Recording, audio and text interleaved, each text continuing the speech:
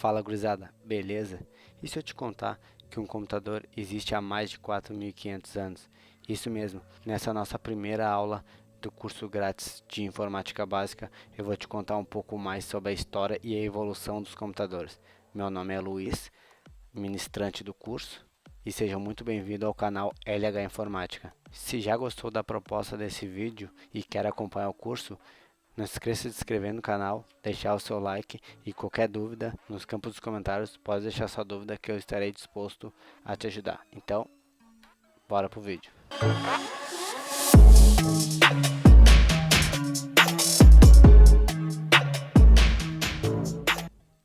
Tu já ouviu falar em ábaco? Provavelmente não, né? Ábaco foi um instrumento criado por volta de 2500 a.C. Ele funcionava como uma extensão dos dedos e era utilizada na época para fazer cálculos de comércios e atividades cotidianas da época. O ábaco ele utilizava a base decimal, né? Ou seja, ele tinha um sistema de 10 símbolos, né? Do 0 ao 9, nosso famoso algarismo. Estima-se que até o final do século XVI ele foi a principal ferramenta utilizada para computar resultado. No século XVII, a Europa foi dotada de uma intensa atividade de inovação. Foi aí então que em 1614 o nosso John Napier, né, criou a tábua de logaritmo.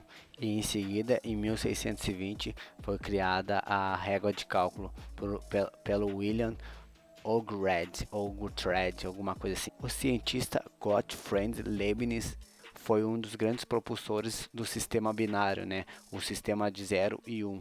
Só que foi o inglês George Boolean que contemplou aí uma forma álgebra do sistema binário. Ficou conhecida aí como álgebra booleana, né? Uma lógica de dois estados, ou seja, 1 ligado, 0 desligado, mais ou menos representando dessa forma o sistema binário. Em 1804, o Joseph Merrill criou um tier automatizado que era programado por cartão perfurado, considerada a primeira máquina mecânica programável. 18 anos depois, em 1822, o cientista britânico Charles Babbage criou uma máquina de diferenças para corrigir tabelas matemáticas. E em 1833 ele criou uma máquina analítica, né, que podia ser programada, mas esse projeto não foi para frente.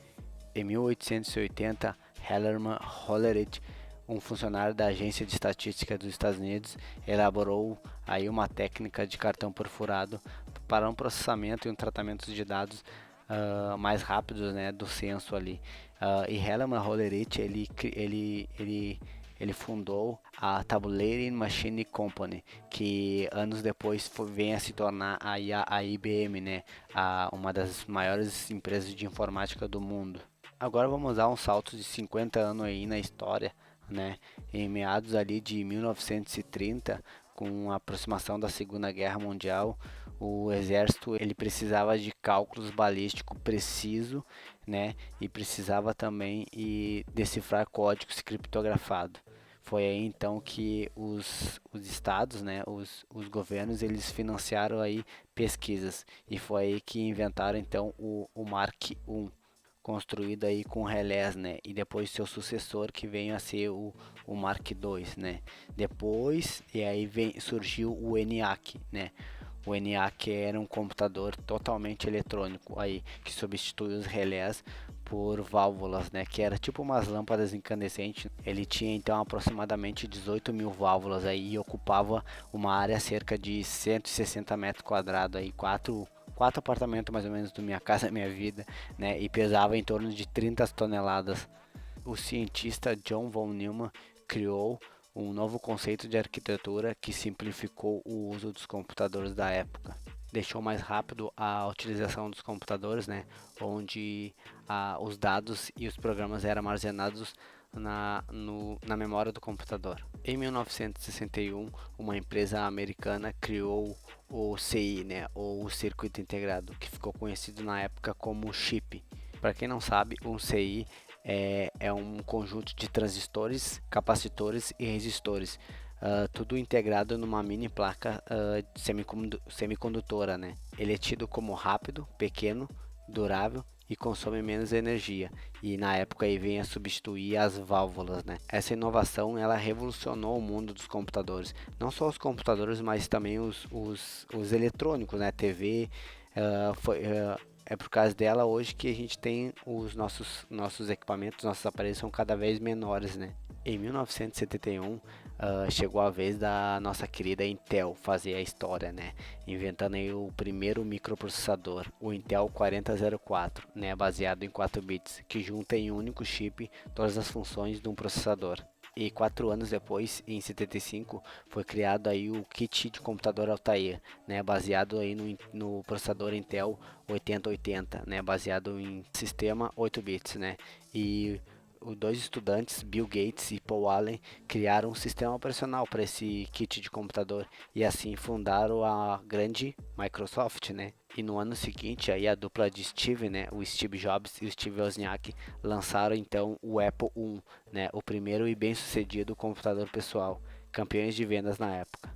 Em 1971, a IBM entra na jogada aí e lança o IBM PC, né, e contrata a Microsoft para desenvolver o seu sistema operacional, o MS-DOS. E para quem não conhece, é a telinha preta, aquela do Windows. E em 1983, a IBM lança o PC XT, né, o computador com disco rígido e o processador Intel 8088, né, que era baseado em 16 bits. E assim em seguida os computadores pessoais ficaram conhecidos como a sua terminologia dos seus processadores, né?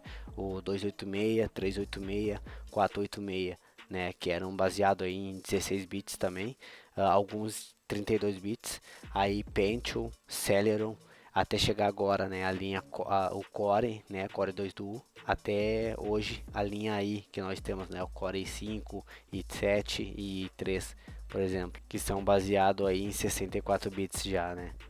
Em 1984, a Apple aí lança o primeiro computador pessoal com interface gráfica, né, o Apple II, que facilitou aí muito o uso, né, do computador. E em 85 chega os Windows, né, o Windows 1.0, né, e em 90, né, na década de 90, entrando na década de 90, surgiu aí o Windows 3.0, né, baseado aí no sistema gráfico da Macintosh, para incorporar o MS-DOS, né.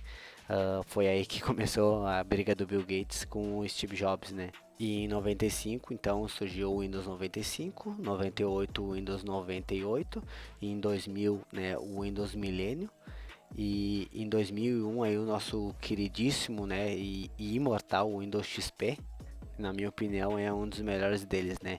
E em 2006 aí lançando o Windows Vista, né, que inclusive eu quero que seja bem visto longe de mim, né.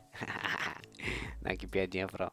E em 2009 aí o Windows 7, né, o 7, e depois o 8, o 8.1 e até chegar aí o provavelmente que você esteja usando o Windows 10. Então essa foi a nossa primeira aula do nosso primeiro módulo, né, te contando aí a história e a evolução dos computadores e dos sistemas operacionais também, né. Peço então que se você gostou desse vídeo e acha que é interessante, deixe seu like, que daí o YouTube entende que é bom o conteúdo e espalha para mais pessoas, né. Não se esqueça de se inscrever no canal, né. Valeu, até a próxima e até o próximo vídeo.